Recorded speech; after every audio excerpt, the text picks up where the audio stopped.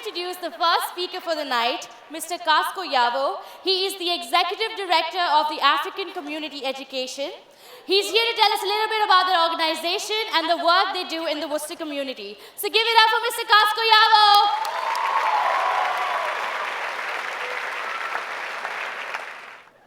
Good evening. I'm very happy tonight to share my story with you. Briefly, I want to take your time. As I was introduced, my name is Kasko Yavo. I'm from Liberia, West Africa.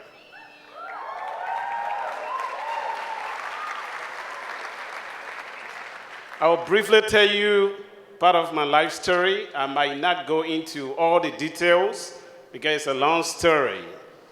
But it is January 14, 1990, when the rebels attacked my towns. They started to put houses on fire, shooting at people, killing people. I ran into my parents' room. They were nowhere to be found. I jumped into the bush, where I traveled through the bushes, and I found myself between the border of Africa Coast and Liberia. Though passing through the bush, I live on fruits, I live on creeks, water, I live on leaves to survive for the few days that I live to pass through.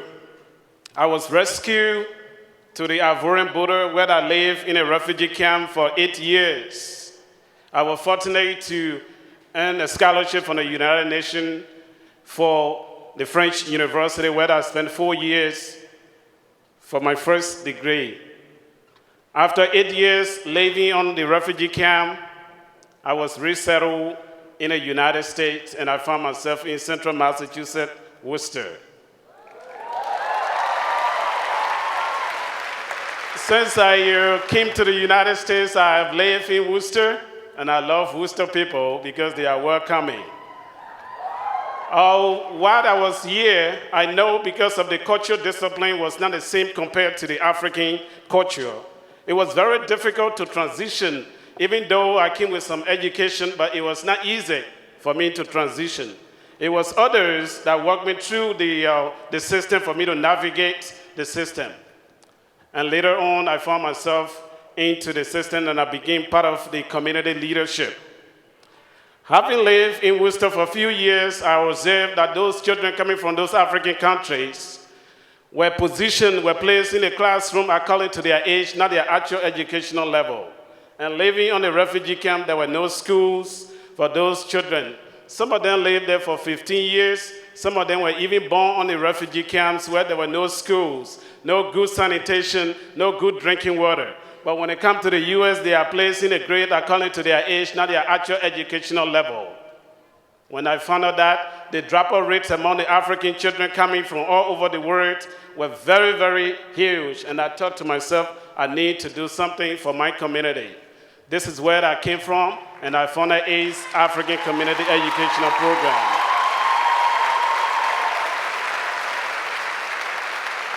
African Community Education was founded in 2006. I approached the superintendent and I said, this is the needs of the community, and I would like to take a step to play a role in those children's lives and to give them hope again that they can live and survive and support their family back home. Even though some of them, their parents were killed, they came along living with foster parents, especially those Americans that were taking them as their parents. There were a lot of things that were missing in their lives, especially those foster children, or those Africans living with the American children. There were nowhere to find the African foods. And this is what I love, because this is what I grew in. Eating American food, Burger King is right, but I like my rice.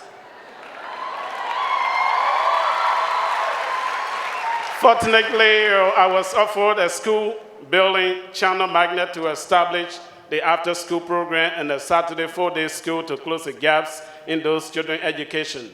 I started to go from college to recruit volunteers, to do one-on-one, to do intensive training so that those children can catch up with their peers in a public school. I remember the first year we had 25 kids. 8 of those were in the 12th grade. And because of the intensive study, those 8 kids were able to pass the MCAS. They got a full scholarship to go to a 4-year college. And as I speak to you tonight, those 8 children, they earned their bachelor degree 2 years ago, and they are back into the African community, giving back to the community. Since 2006, we have graduated over 100 kids, and most of them are in college and university today. I know as of this year, May, we will experience another great impact into the community because of I've seen over 15 to 18 children coming from college with their bachelor degrees. Tonight, I'm before you. I'm a living testimony. I know it was not easy for me.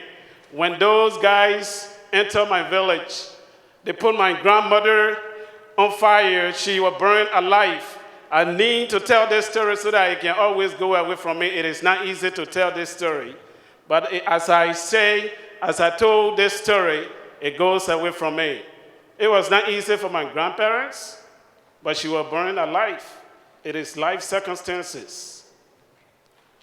Tonight, I have the opportunity to stand before you to speak as a refugee.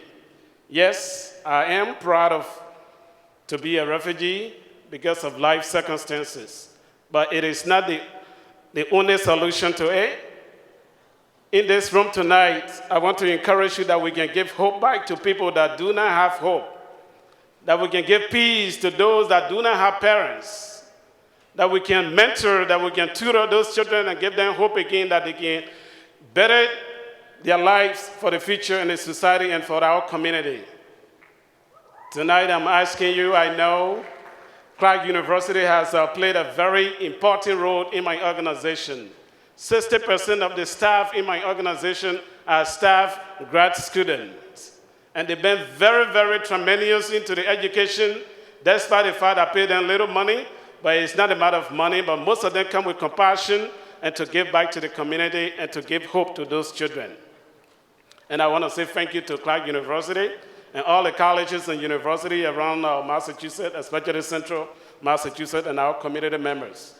You should know that a community that is built, that is rooted in a community, is bound to succeed with community members putting their hands around them. And I love this. I love Worcester. I saw the potentials of Worcester. This is what I resettled in this community. Tonight, I'm appealing to you that are sitting in the audience, honor my voice. If you have 1 hour, if you get 2 hours, try to volunteer at the African Community Educational Program. Every year, we serve over 230 kids, including their parents, that are struggling to speak even the English because of English barriers. They are not able to navigate the system. They are not able to advocate for themselves. But with your help tonight, we can help to make the community a better one. I want to say thank you. And today, here am I because of people in the community putting their hands around me. It is not by luck. It is a blessing of God that people like you will put your hands around people, especially immigrants coming into the community or coming into this country, knowing that America is a country of immigrants, and they never give up, and we will never give in. We will want to succeed. We will want to reap the resources and give back to this community. When I came in, I know with the help of others, I was also able to go to Boston University to earn my master's degree. It is all because of your help. You might not give me money, but your ideas, your comments, your opinions towards my life and towards the organization makes me to stand before you tonight. I just want to say I'm very grateful. I'm very, very grateful to this community and to this university. My last appeal, if you are not from Clark University, I know I dealt with a lot of colleges in this community. And all of them been very, very good to the African Community College. People from Holy Cross, from the Assumption College, from UMass, all of them are contributors to the development of this organization. I just want to say thank you for giving me the opportunity, and God bless you. Thank you.